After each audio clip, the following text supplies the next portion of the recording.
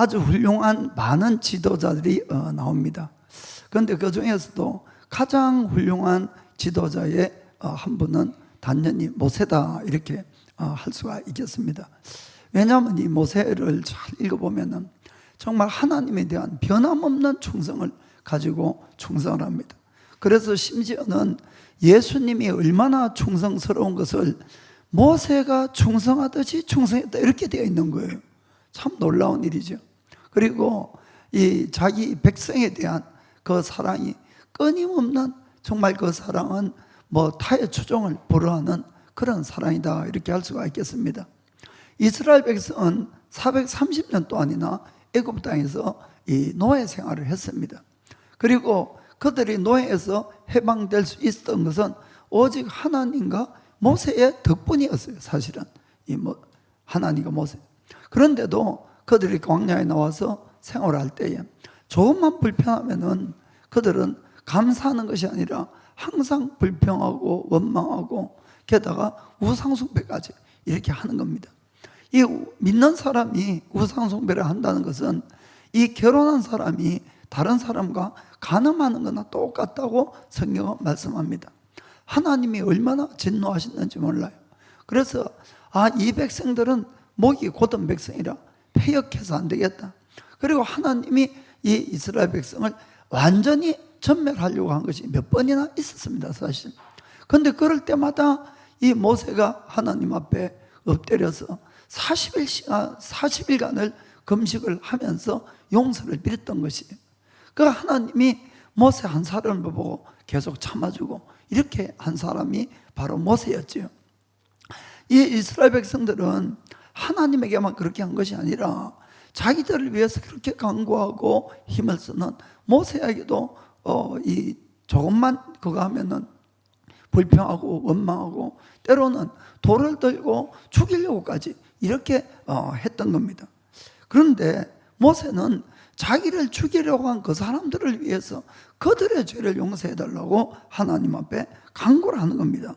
그것뿐만 아니라 만일에 그들의 죄를 용서하지 않는다면 하나님의 생명록책에서 자기 이름을 빼달라고 영생을 걸고 하나님께 간구를 하는 겁니다. 출애굽기 32장 32절 보면은 그러나 합의하시면 이제 그들의 죄를 사하시옵소서. 그렇지 않사오면은 원컨대 주의 기록하신 책에서 내 이름을 지어버려 주옵소서. 참 저는 이 구절을 읽을 때마다 막 가슴이 막 늘 뭉클하는 겁니다. 어떻게 이럴 수가 있습니까? 자기를 죽이려고 하는 사람의 죄를 용서를 빌어서 자기의 영원한 생명을 걸고 이렇게 기도한 사람이 모세였다는 거죠. 사실은 솔직하게 우리들 같으면 어땠겠냐 하는 걸 좀 생각해 봤습니다. 우리들 같으면은 우리가 이제 도움을 줘서 했는데 자기를 구원한 그 은혜도 다 잊어버리고 우리를 대적해서 우리를 죽이려고 하는 사람이 있다 그러면은 우리 정말 어떤 마음이겠습니까? 솔직하게 하나님께 이렇게 이야기할 수도 있겠죠. 아이고 하나님, 그들을 멸하시려고 작정했습니까? 아주 잘 결단했습니다. 저 은혜도 모르고 저 짐승 같은 그 놈들은 다 죽어야 맞다, 다 죽어야 맞다. 하나님, 혹시 제가 도와드릴 일이 없겠습니까? 아마 보통 이렇게 하는 게 우리 마음인 것 같아요. 사실은 뭐 너나 내나 할 것 없이. 그런데 진짜 모세는 달랐다는 거예요. 왜냐하면은 그 실질적으로 자기의 영원한 생명을 걸고 기도했을 뿐만 아니라 그런 인간들 때문에 40일간 금식을 여러분 4번이나 했다고 성경에 기록이 되어 있는 겁니다. 그러니 모세의 그 심정은 진짜였죠, 진짜. 그래서 신명기 보면은 모세에 대해서 이렇게 기록합니다. 34장 10절에 그 이후에는 이스라엘에 모세와 같은 선지자가 일어나지 못하였나니 모세는 하나님께서 대면하여 아시던 자요. 아멘.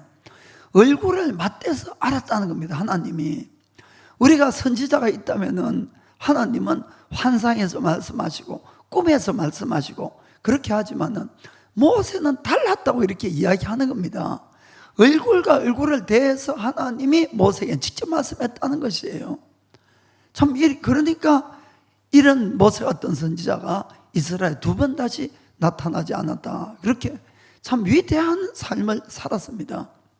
오늘은 모세의 일생을 통해서 우리가 몇 가지 정말 우리도 같은 하나님의 자녀로서 우리가 깨달을 것들을 한 몇 가지 생각해 보겠습니다.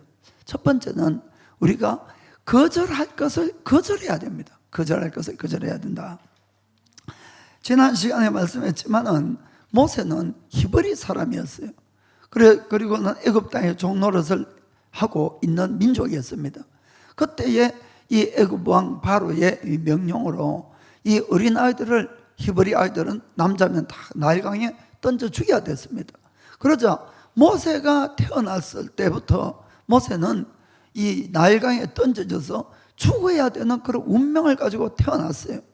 그런데 이 부모들이 이 모세를 3개월 동안 감춰서 키웠습니다.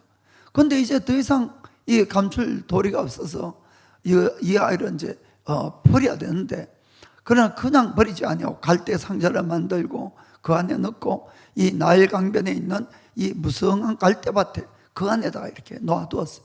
참 그러자 놀라운 기적이 일어났습니다. 이 바로의 이 딸이 이 목욕을 하러 왔다가 그 상자를 발견하고는 그 주워다가는 자기 자식을 삼아서 모세가 왕자의 한 사람으로서 궁중에서 자라게 되는 겁니다. 사도행전 7장 21절부터 22절 보면은 버린 후에 바로의 딸이 가져다가 자기 아들로 기름해. 22절 모세가 애굽 사람의 학술을 다 배워서 그 말과 행사가 능하더라. 아멘. 그 이때가 이제 40살 정도 될 때까지인데, 이 보면은 왕자의 한 사람으로 자란 거예요. 바로의 딸이니까, 바로의 딸이 아들이니까. 그런데 모세는 애굽 사람의 모든 학문을 다 익혀서 말이나 행사나 이런 데 너무 능하다는 것은 아주 유능하고 장래가 기대되는 그런 왕자로 성장했다, 그런 이야기였죠. 그리고는 모세가 궁중에서 왕자의 신분으로서 자라기 때문에 수많은 권력과 돈과 또 영화와 얼마나 그 안에서 안락한 그런 생활을 누려왔겠냐 하는 이야기입니다. 모세에게는 부러울 것도 없을 것이고 부족한 것도 없을 것이고 무엇이라도 최고의 것을 가지고 아마 모세는 그가 생활을 했을 겁니다. 그런데 모세가 40살이 되었을 때 자기는 애굽 사람이 아니고 히브리 사람이라는 것을 그가 깨닫고 그가 하나님의 이 계시를 받았을 때에 그 왕자의 자리를 버렸다는 것이에요. 참 놀라운 일 아닙니까? 자기가 왕자의 자리를 버리게 되면은 지금까지 왕자로서 누려왔던 모든 영화나 권세도 다 버려야 되는 것입니다. 그런데 버렸다는 것이에요.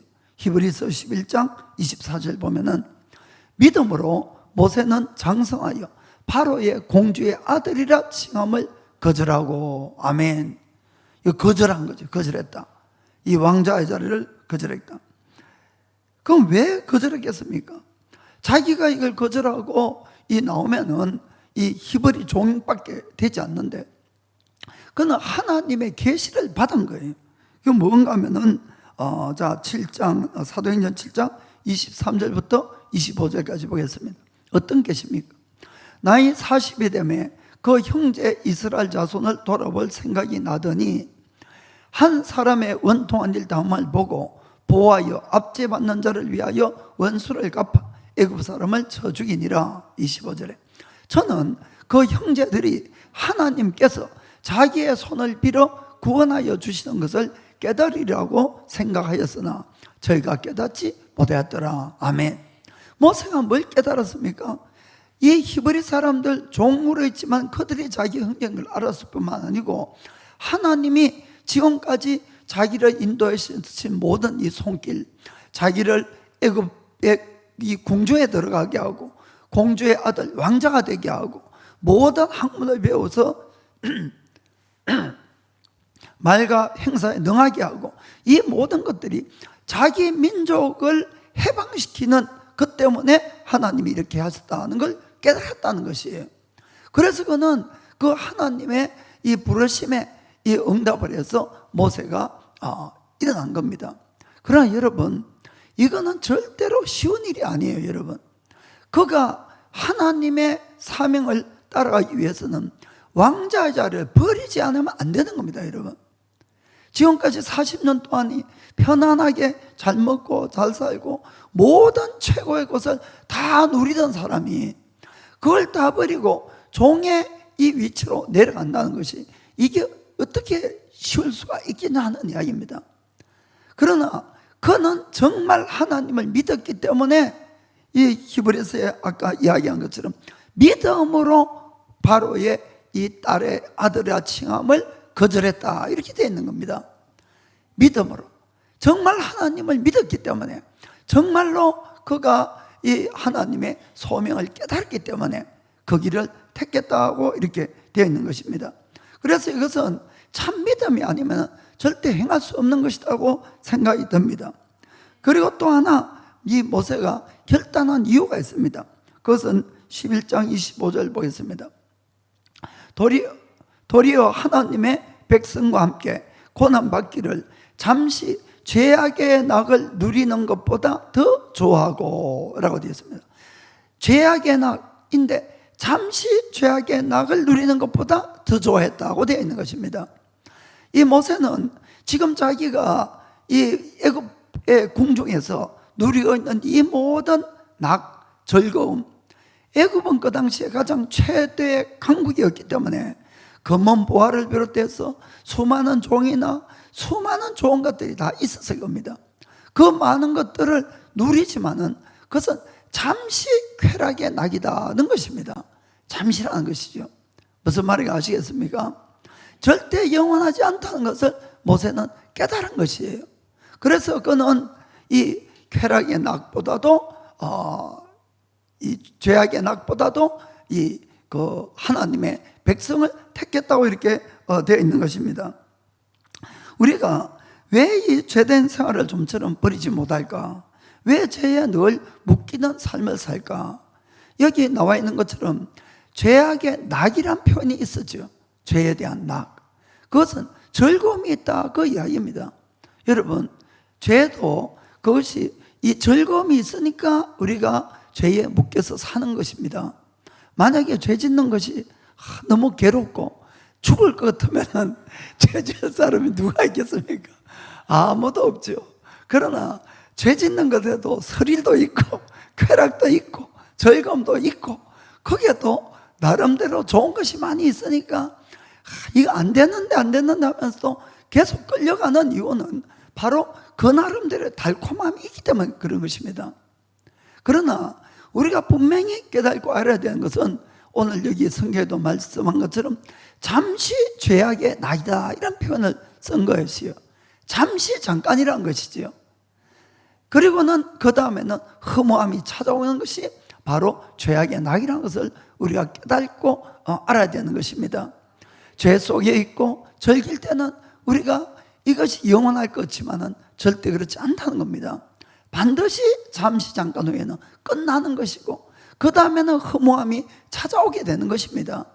그러면 그때부터는 우리가 이 죄의 씨앗을 뿌린 모든 열매를 내가 거둬먹어야 되는 것이, 허무함, 죄책감, 고통의 시간이 이제 다가오는 겁니다. 바로 죄에 대한 대가를 지불해야 되는 그 시간이 이제 오기 때문에 그렇다는 것을 꼭 명심하기를 주님으로 축복합니다.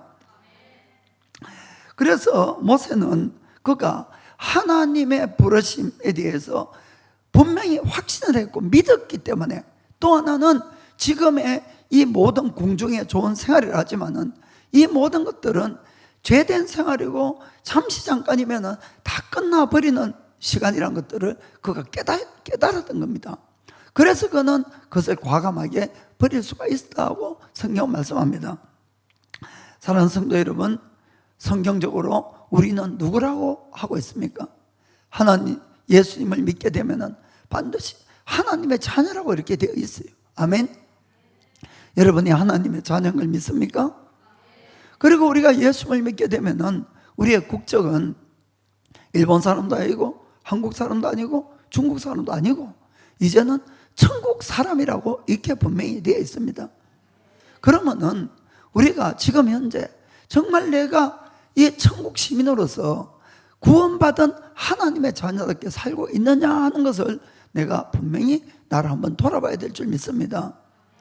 나는 여전히 이 천국 갑니다 하고는 천국에서 영원히 사는 사람처럼 살지 아니하고 땅에서 영원히 살 사람처럼 지금도 살고 있지 않는가 하는 것을 좀 잘 생각을 해보셔야 되는 겁니다.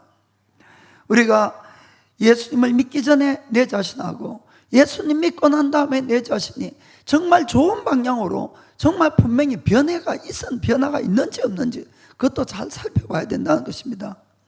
만일에 내가 예수님을 나의 주인이라고 이렇게 영접하고 고백은 했지만은 여전히 나의 주인은 내 자신이고 여전히 나의 주인은 돈이고 쾌락이고 이 세상이라면은 그 뭔가 좀 잘못되지 않았겠냐는 이야기입니다. 그리고 우리가 예수님이 내 죄를 사해 주시려고 십자가에서 돌아가셨기 때문에 나는 모든 죄를 사함을 받고 깨끗해졌다, 죄에서 자유했다 이렇게 고백하면서도 여전히 세상 사람하고 전혀 다름이 없는 이 죄의 쾌락을 즐기고 있는 삶을 살고 있지는 않느냐 하는 것을 우리가 생각해 봐야 된다는 것입니다. 왜 그런가 하면은 성경은 분명히 말씀하고 있습니다. 그런 사람은 절대로 천국을 들어갈 수 없다고 이렇게 말씀하고 있기 때문에 그런 것입니다. 우리가 세상에 내가 즐길 것, 이 쾌락, 모든 걸, 죄된 걸 다 즐길 것 즐기면서 나는 천국 들어가겠다. 그건 있을 수가 없다는 겁니다. 두 길을 내가 하면서 내가 이 길도 좋고 저 길도 좋고 둘 다 내가 취할 수 있는 그런 것은 없어요, 여러분. 우리가 정말 천국을 가기 원한다면은 예수님이랑 그 길을 선택을 하고 그 길만을 끝까지 가야 되는 겁니다. 그 길만을. 예수님의 길이란 것이 바로 말씀을 따라 사는 길입니다. 그 길을 계속 갔을 때 우리는 천국에 다 들어갈 수가 있는 것이에요. 그러나 그렇지 않고 내가 예수를 믿으면서 여전히 죄악도 함께 즐긴다, 여러분, 그것은 절대로 갈 수가 없다고 성경은 분명히 경고하고 있습니다. 갈라디아서 5장 19절부터 보겠습니다. 그 모든 것은 육체의 일이에요. 육체의 일. 하나님이 그 우리에게 준 마음이 아니고 육체의 일은 현저하니 곧 음행과 더러운 것과 호색과 그 다음 20절 투기와 술 취함과 우상 숭배, 술수와 원수를 맺는 것과 분쟁, 시기와 분냄과 당짓는 것, 불리함과 이단과 그 다음 투기와 술 취함과 방탕함과 또 그와 같은 것들이라. 전에 너에게 경계한 것 같이. 사도 바울은 옛날에도 경계했다는 겁니다. 처음 이야기하는 것이 아니고 옛날에도 경계한 것처럼 또 경계하노니 이런 일을 하는 자들은 하나님의 나라를 유업으로 받지 못할 것이요. 아멘. 분명히 성경은 우리에게 경고하고 있는 것입니다. 절대로 못 들어간다는 것입니다. 여러분, 우리가 이 탕자의 비유를 한번 생각해 봅시다.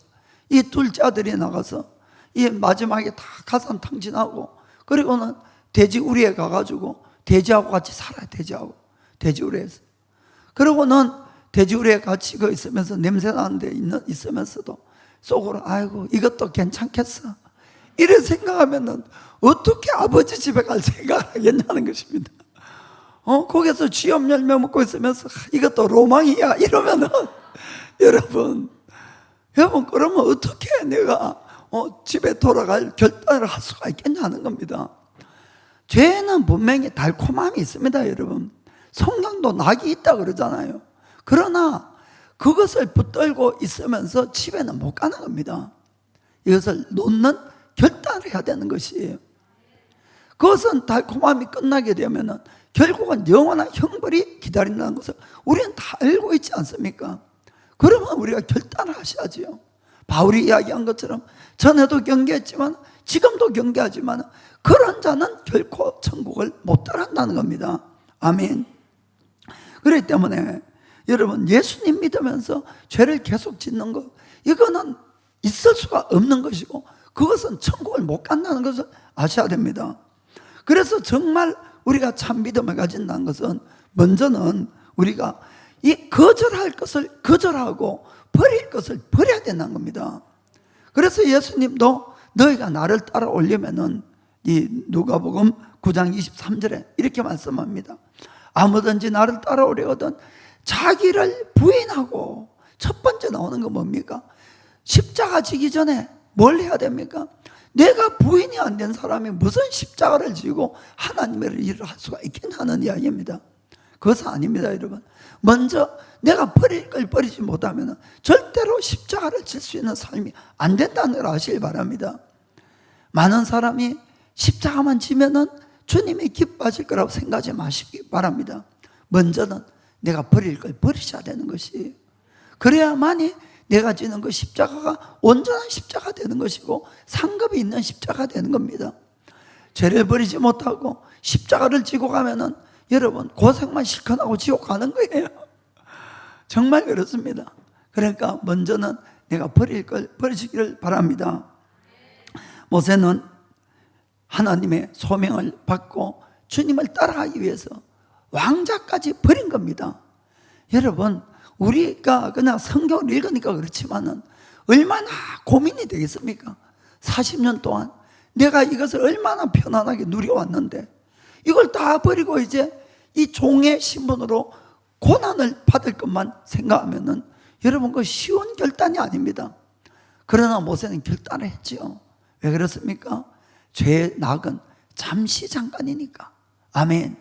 그래서 우리가 오늘부터 정말 버릴 것 버리고 내가 거절할 것 거절하기를 주의 이름으로 축복합니다. 그 다음 두 번째는 우리가 이 선택할 것을 바르게 선택해야 된다는 것입니다. 우리가 거절할 것을 거절했다면은 그 다음에 이 선택이 있는데 이 선택할 것을 바로 선택을 해야 됩니다. 우리가 힘들게 이걸 거절을 했는데 그 다음에 선택하는 것이 아무 가치가 없는 걸 선택했다. 아유, 이거만큼 정말 이 쓸데없는 걸 한 것이 없지 않겠습니까? 그래서 택하는 것도 바로 택해야 되는 겁니다. 그럼 모세는 이 왕자를 버리고 뭘 택했습니까? 자, 25절에 11장 25절 다시 보겠습니다.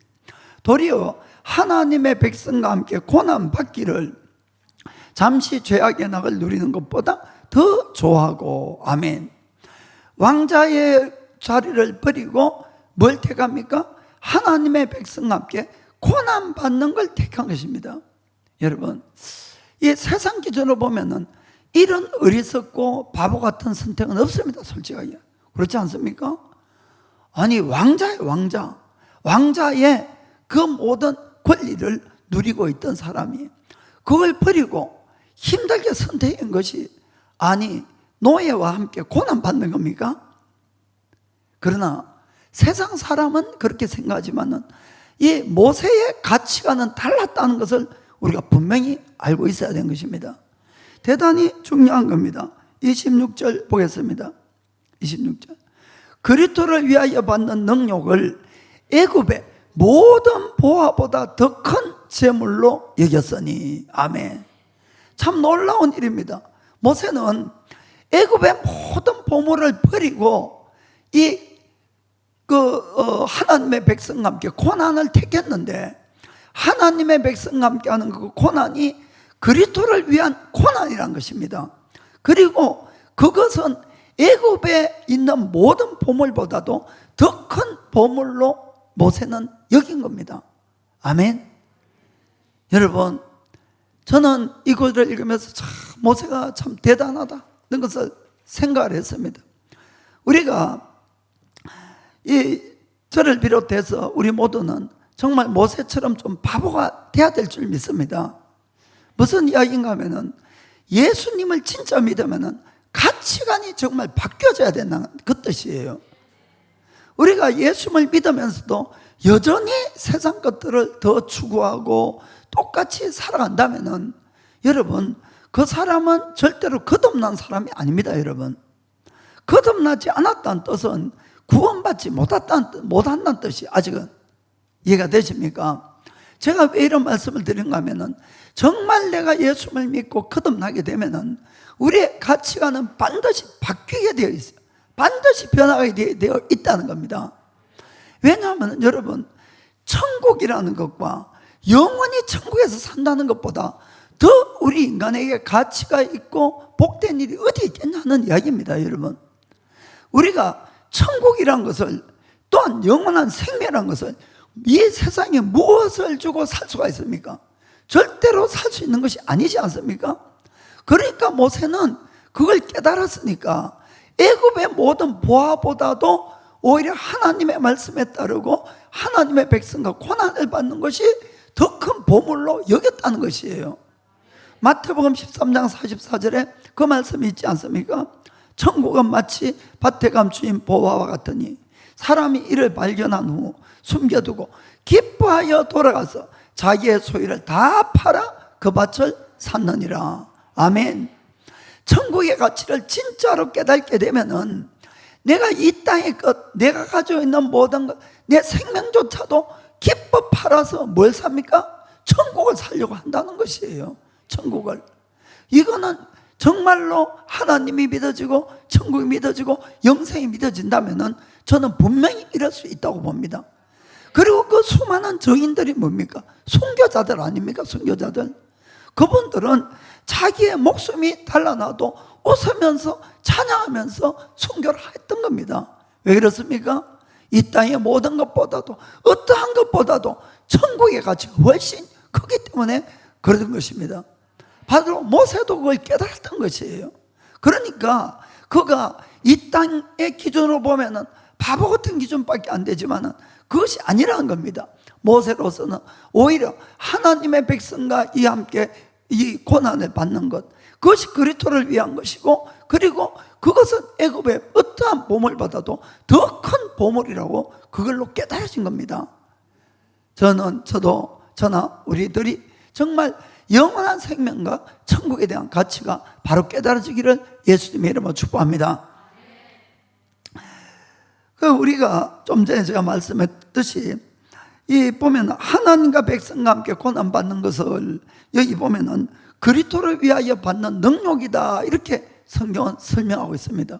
그럼 조금 우리가 생각할 때 의아해하는 것이 뭔가 하면은, 우리가 이 예수님은 모세보다도 1500년 후에 태어나셨어요.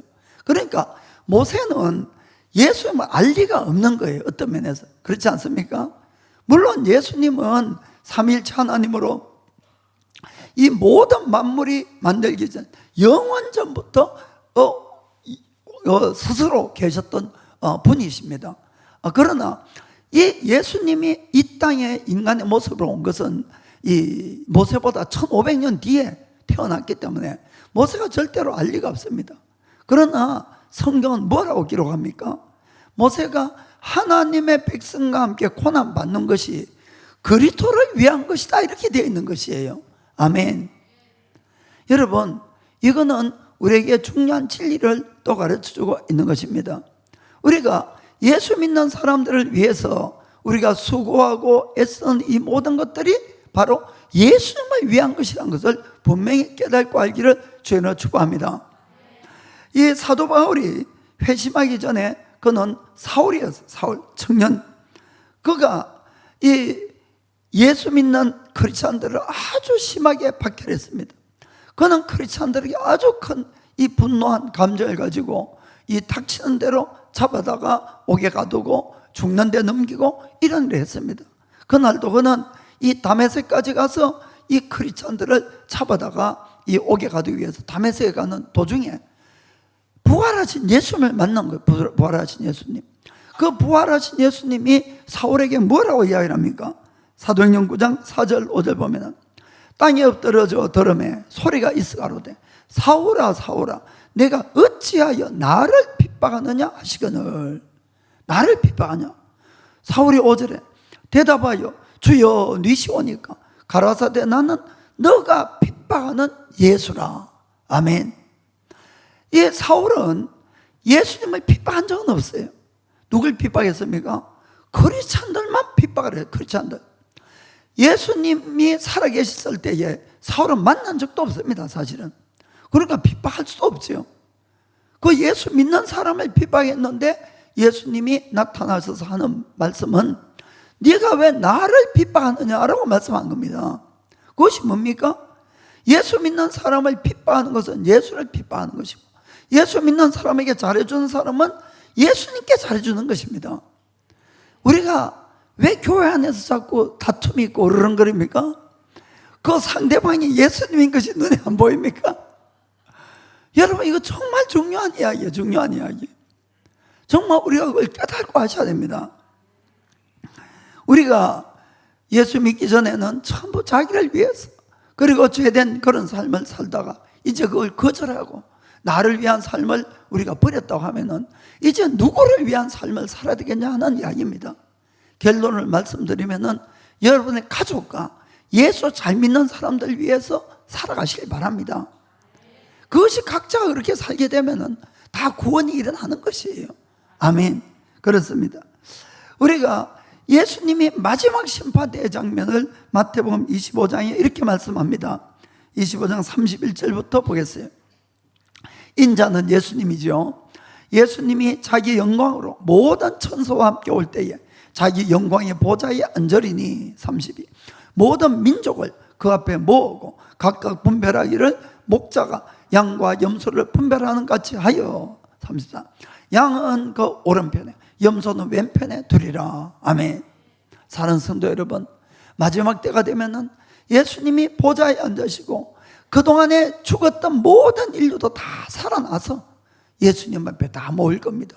그런데 다 하나가 아니라 딱 갈라놓는 것이에요. 양과 염소로. 여러분, 양과 염소는 얼마나 비슷합니까? 그럼에도 불구하고 딱 갈라놓습니다. 그리고는 이 오른쪽에 있는 이 양들에게 주님이 이렇게 말씀합니다. 자, 34절 보니까, 그때 임금이 그 오른편에 있는 자들에게 이르시되 내 아버지께 복받을 자들이여 나와서 창세로부터 너를 위하여 예비한 나라를 상속하라. 아멘. 여기 있는 모든 분들이 반드시 이 말씀을 듣기를 주님을 축복합니다. 그럼 양과 염소가 어떤 시기, 무엇 때문에 갈렸는가? 그리고 왜 이들이 복을 받는 사람이 됐는가?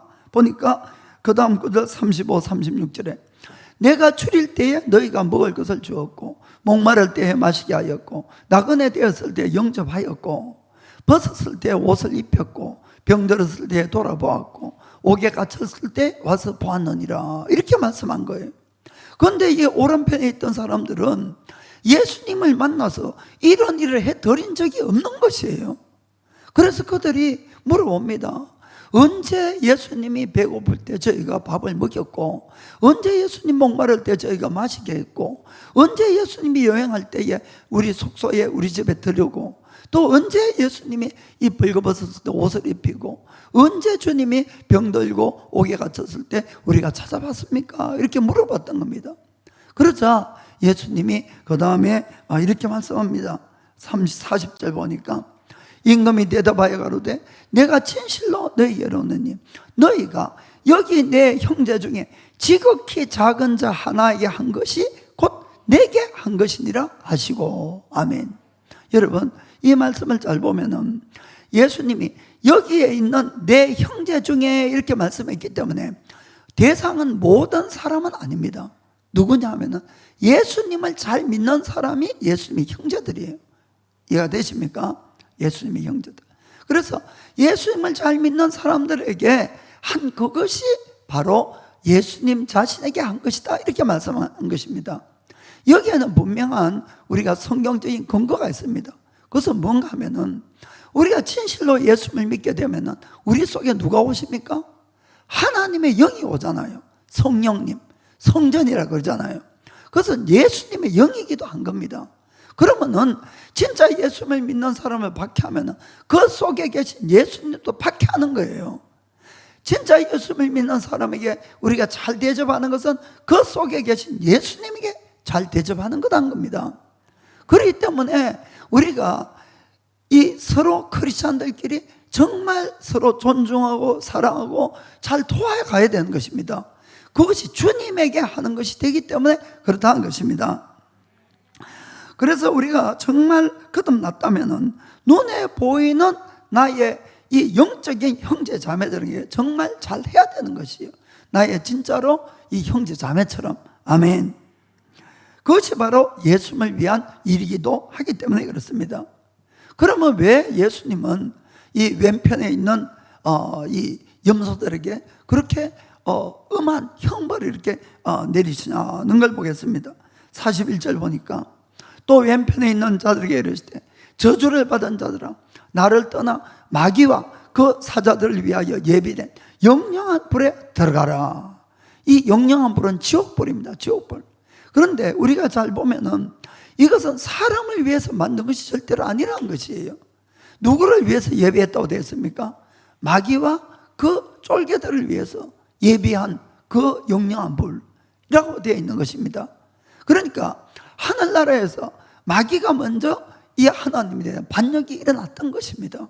그래서 그들을 위해서 지옥을 준비를 했는데 우리 인간을 위해서 준비한 것이 아니에요. 그런데 문제는 우리 인간이 마귀에게 쏘아서 죄를 짓고 끝까지 죄된 생활을 하면은 이 마귀하고 똑같은 형벌을 받도록 그 지옥불에 떨어질 수밖에 없다고 분명히 경고하는 것입니다. 그럼 그들은 무엇 때문에 그 지옥불을 떨어질 수밖에 없었는가? 는 걸 보겠습니다. 주님이 설명하십니다. 42에서 43. 내가 줄일 때에 너희가 먹을 것을 주지 아니하고 목마를 때에 마시게 하지 아니하였고 나그네 되었을 때 영접하지 아니하였고 벗었을 때 옷 입히지 아니하였고 병들었을 때와 옥에 갇혔을 때 돌아보지 아니하였느니라 하시니. 이 염소들도 이 이야기를 듣고는 좀 황당했던 것이에요. 아니 우리가 예수님을 언제 만났다고? 예수님 만난 적이 없는데 언제 예수님이 이 배고파하고 목말라하고 또 이 여행 다니고 또 이 벌거벗고 옥에 갇히고 병들었냐고. 이렇게 이제 반문을 하는 겁니다. 그때 예수님이 어떤 대답을 하십니까? 45절 보면은 이에 임금이 대답하여 가로되 때 내가 진실로 너에게 이르노니 이 지극히 작은 자 하나에게 하지 아니한 것이 곧 내게 하지 아니한 것이니라 하시니. 아멘. 그렇기 때문에 정말 예수님을 믿는 사람들끼리 서로 존중하고 사랑하고 협력해야 되는 것입니다. 여러분, 시기하고 질투하고 분내고 다투고 싸우고 절대로 이러시면 안 되는 것이에요. 그것이 전부 죄라는 것이고 그것이 예수님께 그렇게 하는 것이라고 성경은 경고하는 겁니다. 그 46절에 저희는 영벌에 의인들은 영생에 들어가리라 하시니라. 아멘. 누가 이 벌을 받고 누가 칭찬받고 우리가 정말 잘 깨닫게 되기를 주님으로 축복합니다. 그래서 내가 정말 거듭난 크리스찬이 된다면 우리는 하나님과 또 다른 사람 나의 이웃에 대한 이 인식이 반드시 달라져야 되는 겁니다. 정말 달라져야 됩니다. 그리고 그분들을 대하는 모든 말이나 태도도 분명히 달라져야 되는 것입니다. 그렇게 되면은 교회가 정말 천국이 되는 것이에요. 정말로 서로 존중하고 서로 위하는데 얼마나 놀라운 일이 그 안에 있겠냐는 것을 잘 생각하길 바랍니다. 옆에 분 보고 몰라봐서 죄송합니다. 몰라봤어요. 아유, 당신이 예수님이었었군요. 당신이 예수님이었었군요. 아멘. 그렇습니다. 성경도 눈에 보이는 형제를 사랑하지 못한 자가 눈에 보이지 않는 하나님을 사랑할 수 없느니라, 이렇게 분명히 말씀하는 겁니다. 그래서 여러분, 이것은 정말로 우리의 감정대로 살 것이 아니라 말씀이 그렇다면은 나를 고치셔야 됩니다. 지금까지도 그래 왔는데 이러면은 그게 이제 목이 굳은 자들이에요. 절대로 안 변하겠다는 거죠. 그러나 말씀이 정말 그렇다면은 오늘부터 나를 고치면 되지 않습니까? 그게 중요합니다. 그래서 모세는 그걸 알았던 것이 이 하나님의 백성을 위하는 그것이 바로 하나님을 위하는 것이고 이 그들과 함께 능력받는 것이 그리스도를 위한 능력인 걸 알았기 때문에 그것이야말로 애굽의 보물보다도 더 큰 가치가 있다는 걸 알았던 것이에요. 그래서 그는 왕자의 자리를 버리고 그들과 함께 이 고난의 자리를 택했다는 것을 믿기를 주님은 축복합니다. 마지막에는 하나님의 면류관을 받기 위해서 달려가라는 겁니다. 상을 받기 위해 달려가라. 우리가 이 세상에서 이 하나님을 위해서 또 성도들을 위해서 희생하고 이런 모든 것은 반드시 면류관이 있다는 것을 믿기를 주를 축복합니다. 자, 히브리서 11장 26절 다시 보겠습니다. 그리스도를 위하여 받는 능력을 애굽의 모든 부하보다도 더 큰 재물로 여겼으니 이는 상주심을 바라봄이니라. 아멘. 이 상주심은 이 땅의 것은 아니에요. 그렇죠? 이 땅에서는 결국 고난의 자리를 갔습니다. 그러나 모세는 자기가 주님 앞에 갔을 때에 반드시 상급이 있다는 것을 깨닫고 알았다는 것입니다. 그래서 그 상급을 바라보고 달려갔다는 것이죠. 아멘. 우리가 정말 주님을 위해서 하는 모든 일이나 형제 자매를 위해서 수고하고 애쓰는 이 모든 일에는 반드시 상급이 있습니다. 그 예수님이 분명히 이렇게 말씀했어요. 마태복음 10장 42절에 또 누구든지 제자의 이름으로 이 소자 중 하나에게 냉수 한 그릇이라도 주는 자는 내가 진실로 너에게 이르노니 그 사람이 결단코 상을 잃지 아니하리라 하시니라. 아멘. 여기도 누구든지 제자의 이름으로, 일본어 성경에는 나를 믿는 이 한 사람에게 이렇게 되어 있습니다. 그러니까 모든 사람은 아니에요. 항상 제가 이야기하지만은. 그러니까 예수님을 믿는 사람을 서로 더 존중하세요. 사실 모든 사람이 잘해야 되겠지만은 특별히 아시겠습니까? 그래서 그들에게 냉수 한 그릇 준 것도 결코 상을 잃지 않는다고 했습니다. 우리가 신약 성경에서 가장 열심히 일했던 분은 사도 바울이다 이렇게 할 수가 있어요. 사도 바울은 정말로 너무 누구보다도 헌신적으로 목숨 걸고 주님을 위해서 일을 했습니다. 그러면은 바울은 무엇 때문에 그렇게 열심히 달려갔을까? 자, 빌립보서 3장 14절 보면은 이렇게 되어 있습니다. 표대를 향하여 그리스도 예수 안에서 하나님이 위에서 부르신 부름의 상을 위하여 쫓아가노라. 아멘. 상급입니다. 상급. 여러분, 바울도 상급을 바라보고 달려갔다고 성경은 말씀하고 있습니다. 내가 달려야 할 길을 다 달리고 이제는 내가 예수님으로부터 의의 면류관을 기다리노니 이렇게 말씀하잖아요. 그러니까 이 상급을 바라보고 달려간 겁니다. 그리고 고린도전서 9장 보면은 바울이 이런 이야기를 합니다. 너희들도 잘 달려서 상을 받으라고 이렇게 이야기를 합니다. 경기장에서 경기하는 자들, 달려가는 자들이 상을 받는 자는 한 사람뿐인지 알지 못하느냐. 너희도 상을 받기 위해서 열심히 달려가라. 이렇게 이야기를 한 겁니다. 그 상을 받아라. 그리고 계시록 22장에도 보면은 예수님이 내가 이제 곧 오리라. 내가 줄 상이 내게 있어서 각 사람의 행한 대로 갚아주리라. 이렇게 말씀합니다. 반드시 상급을 가지고 예수님이 오신다. 이렇게 말씀한 겁니다. 그럼 어떤 분은 또 오해해서 이렇게 이야기할 거예요. 아이고, 결국 뭐 하나님 위해서 헌신하니 뭐니 해도 결국 자기가 상 받으려고 하는 거구만. 그렇게 이야기할지도 모르는데, 여러분, 그것은 우리가 생각하는 상급하고 다르다는 걸 아시길 바랍니다. 이 세상에서 생각하는 상급, 우리가 보답, 이런 것은 뭐 더 많은 재물이 되거나 성공이 되거나 뭐 권력이 되거나 하지만은 천국에는 이런 것이 하나도 필요가 없어요. 세상의 어떤 상급을 이야기하는 것이 아닙니다. 그 천국에는 모든 것이 다 충만하고 모든 것이 다 있는 것이에요. 부족한 것이 하나도 없는 곳이 천국입니다. 그래서 우리가 세상의 상급을 위해서 달려가는 것이 아니고 하나님이 주시는 상급을 바라고 달려가는 겁니다. 그 상급은 여러 가지가 있을 거예요. 여러 가지. 수많은 좋은 것들이 있겠지만 그 중에 중요한 것이 하나가 뭔가 하면은 예수님이 나를 알아주시고 나를 칭찬해 주신다는 거예요. 여러분, 이 베드로전서 1장 7절 보면은 그런 말씀이 있죠. 너희 믿음의 시련이 불로 연단하여도 없어질 것보다 더 귀하여 예수 그리스도에 나타나실 때에 칭찬과 영광과 존귀를 얻게 하려 함이라. 아멘. 예수님으로부터 인정받고 칭찬받는 것, 여러분, 그 감격은 정말 이건 보통이 저는 아니라고 생각합니다. 우리가 예수님이란 분이 어떤 분인지 다시 한번 잘 생각해 봅시다. 그분은 삼위일체 하나님의 한 분이세요. 이 모든 천지 만물을 만드실 때부터 예수님 없이 만들어진 것이 아무것도 없다고 되어 있습니다. 우리도 결국 예수님이 만드셨어요. 우리 자신은. 그분은 전지하고 전능하신 하나님입니다. 계시록에 또 보면은 얼마나 그 권세가 대단하면은 땅과 하늘도 예수님 앞에서는 온데간데 없이 다 없어질 그 정도의 권위 있는 분이십니다. 그런데 그분이 누굴 사랑했어요?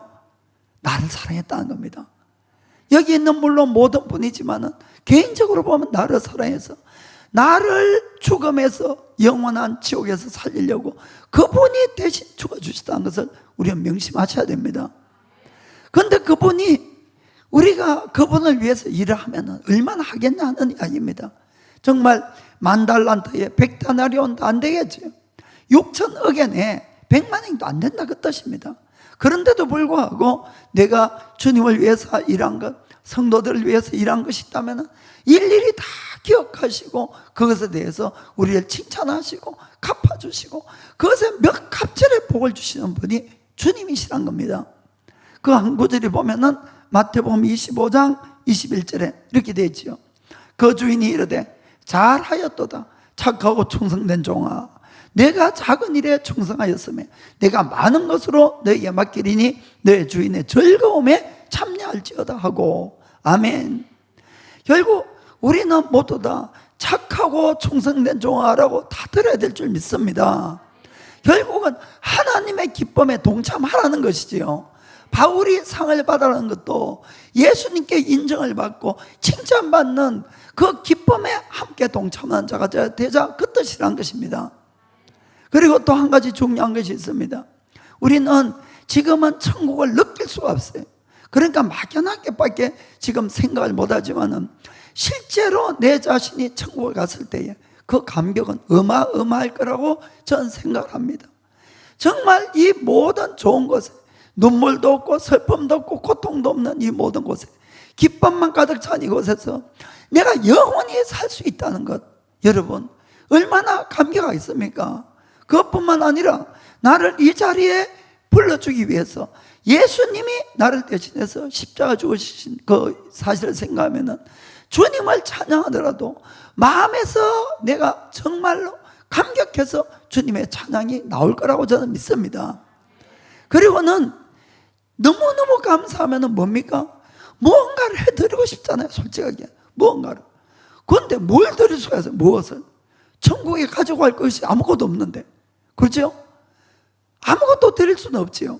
그런데 천국에서 꼭 내 것이 하나가 있어요. 그것이 뭔가 하면은 내가 받는 면류관이라는 겁니다. 내가 주님 앞에 가서 받는 그 면류관은 내 것이에요. 내가 너무 감격하면은 내가 받은 그 면류관을 주님 앞에 드리는 겁니다. 사실은 이것이 천국의 예배라는 것이에요. 계시록 4장에 보면은 그 24장로가 예수 하나님을 찬양하고 예배드린 장면이 거기 잘 나타나 있습니다. 그 장로들이 너무 감격해서 하나님 앞에 엎드려서 주님을 찬양하면서 그들이 뭘 드립니까? 자기의 그 면류관을 드리는 것이에요. 그 장면이 그 나오잖아요. 자, 그때에 한번 생각해 봅시다. 모든 주위의 사람들이 다 자기가 받은 그 면류관을 너무 주님께 감사하고 감격해 드리는데 내가 하나님께 드릴 면류관이 없다면 이거만큼 가슴 아픈 일이 어디 있겠냐 하는 이야기입니다. 그러니까 바울은 함께 열심히 달려서 면류관을 받자는 겁니다. 이해가 되십니까? 그 바로 면류관. 사랑하는 성도 여러분, 우리가 이 세상에 죄를 즐기면서 천국을 들어갈 수는 절대로 없다는 걸 깨달길 바랍니다. 죄도 즐거움은 있지만은 그러나 언제나 죄 즐거움은 일시적이고 다 흠으로 끝나고 그것뿐만 아니라 결국은 우리가 영원한 멸망으로 끌고 간다는 것을 꼭 우리는 기억하셔야 됩니다. 그래서 꼭 결단해서 죄를 거절합시다. 죄를 버리셔야 됩니다. 우리가 하나님을 위해서 살고 성도들을 위해서 살고 또 바른 믿음 생활을 하면은 반드시 힘들고 어려워요. 결코 쉬운 길은 절대로 아닙니다. 유혹도 많고, 그러나 그 길만이 구원의 길이라는 것을 꼭 깨달으시고 또 그때 받는 모든 고난은 반드시 우리의 상급으로 돌아온다는 사실도 꼭 명심하시기 바랍니다. 그래서 무엇보다도 우리가 주님의 이 예수님을 믿음으로 하나님의 자녀가 되어서 우리가 하나님의 모든 것을 상속받는 상속자가 됩니다만은, 그러나 주님과 함께 고난에, 주님의 고난에 동참한 자만이 예수님과 함께 공동 상속자가 된다는 것도 꼭 명심하기를 주님으로 축복합니다. 자, 로마서 8장 17절 18절 읽고 마치겠습니다. 자녀이면은 또한 후사 상속자 곧 하나님의 상속자요 그리스도와 함께한 상속자니 우리가 예수와 함께 영광을 받기 위하여 고난도 함께 받아야 될 것이니라. 생각건대 현재의 고난은 장차 우리에게 나타날 영광과 좋게 비교할 수 없도다. 아멘. 기도하겠습니다.